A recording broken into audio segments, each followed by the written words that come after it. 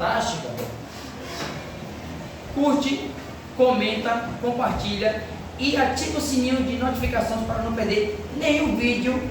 E não esquece também de compartilhar para os amigos, ok?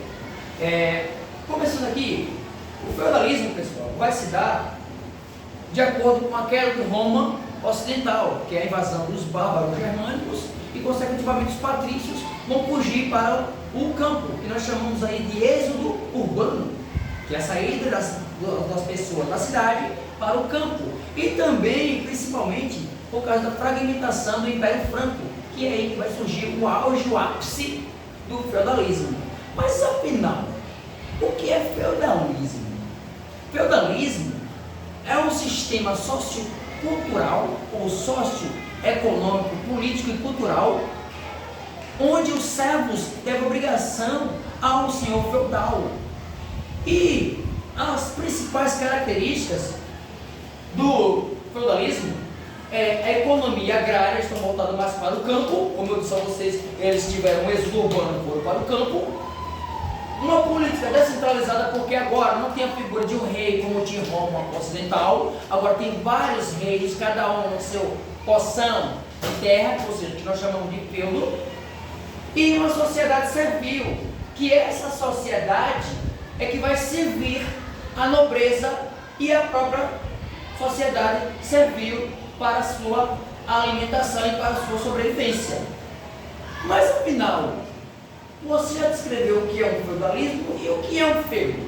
O feudo é uma grande extensão de terra ou proporção de terra, como você quiser. E no feudalismo, nós temos aqui uma sociedade estamental. O que seria uma sociedade estamental? Uma sociedade estamental é que não tem mobilidade social. Como eu coloquei aqui, ó, quem está no topo é o clero, ou seja, a igreja. Quem está aqui no meio é a nobreza, as pessoas que têm o faz-me rir, o dinheiro, que tem terras, que na época até então a riqueza estava proporcionada na terra. E na camada de baixo, no caso da base, quem sustenta todo mundo são os servos. E por que, professor, os servos aceitam essa condição?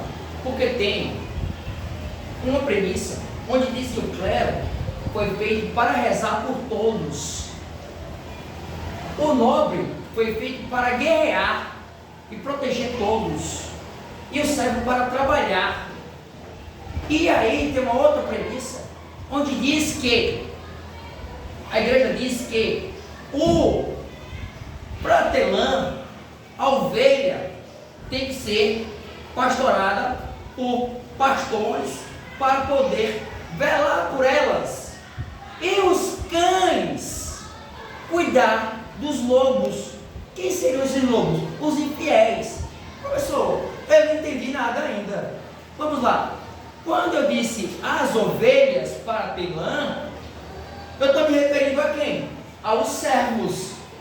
Quando eu falo dos pastorios que velam pelas ovelhas, eu estou falando de quem?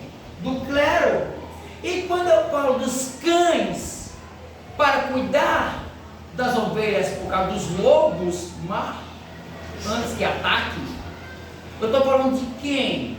Estou falando dos nobres que foram feitos para guerrear e proteger dos infiéis, que não são do catolicismo, que estão protegendo esses infiéis que são chamados de lobos.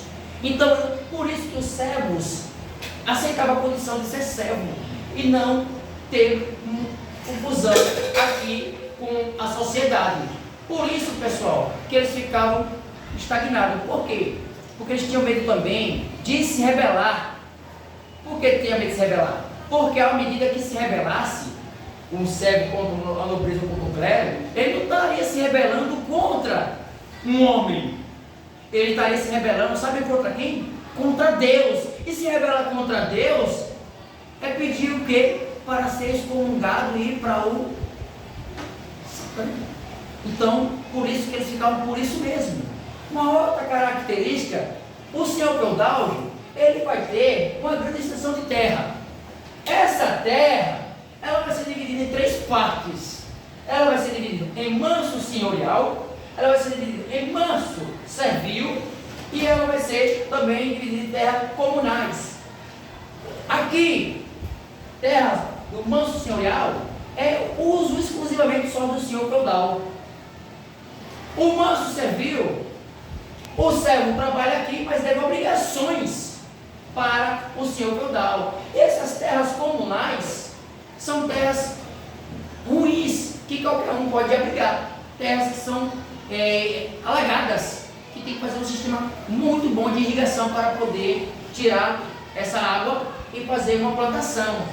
E com isso também, pessoal, os servos vão dever uma série de obrigações. Quando cai o Império Romano do Ocidente, os plebeus, os clientes, os escravos fogem dos bárbaros germânicos. Por quê? Porque tinham medo de morrer. E eles vão logo atrás de quem? Dos patrícios, pedindo o quê? Proteção. Mas com isso eles vão o quê? Ter que pagar impostos. O principal dele, pessoal, era a corvéia. E aí eu vou fazer um gráficozinho aqui. A corvéia, pessoal, eles pagavam cerca de 3 a 4 dias por semana, trabalhando 0,800 aqui, ó, na terra do manso senhorial. Ou seja, tudo que plantava aqui era do senhor feudal. E a talha? Quando eles pediram proteção ao patrício, consecutivamente ao senhor feudal, o senhor feudal vai dizer o quê? Você deve uma série de obrigações. E quando o servo entra dentro do feudo, ele entra com nada. Então ele vai ter que o quê, pessoal? Ter que dividir uma parte do que ele plantou aqui no manso servil para dar ao senhor feudal. Uma outra é a banalidade. Ele entrou sem nada, ele não entrou com instrumento nenhum. E para poder plantar, fazer uma agricultura bacana, precisa de quê? De instrumentos. E aqui é na banalidade que quem vai ter o instrumento é o patrão, no caso o quê? O senhor feudal. Então ele vai tirar daqui, no caso diminuindo mais aqui, uma porção de produtos para entregar a quem? Ao senhor feudal. Lembrando que a economia era uma economia autossuficiente. O que é uma economia autossuficiente? Que só dava para o seu próprio sustento. E aí, pessoal, tinha uma outra obrigação, que nós chamamos de captação. O que é a captação? A captação era o pagamento por cabeça de servos que o senhor feudal cobrava. E como era isso? Cobrando mais uma parte do manso servil, ou seja, de um plantio para mandar para o senhor feudal. Ou seja, diminuir mais aqui a terrinha do servo. Uma outra coisa, pessoal, se tem cabeça, quanto mais cabeça de servo tem, mais o senhor feudal ganha com produtos. Mas tem um problema. Quem é da vida é da morte. Então aqui, pessoal, há a mão morta. O que seria a mão morta? A mão morta, pessoal, é o pagamento para a família permanecer na terra e enterrar o servo na terra, consecutivamente no seu feudal. Por quê? Porque, gente, um senhor feudal não quer perder. Ele ganhava por cabeça. Se alguém morreu, quem perdeu? O senhor feudal.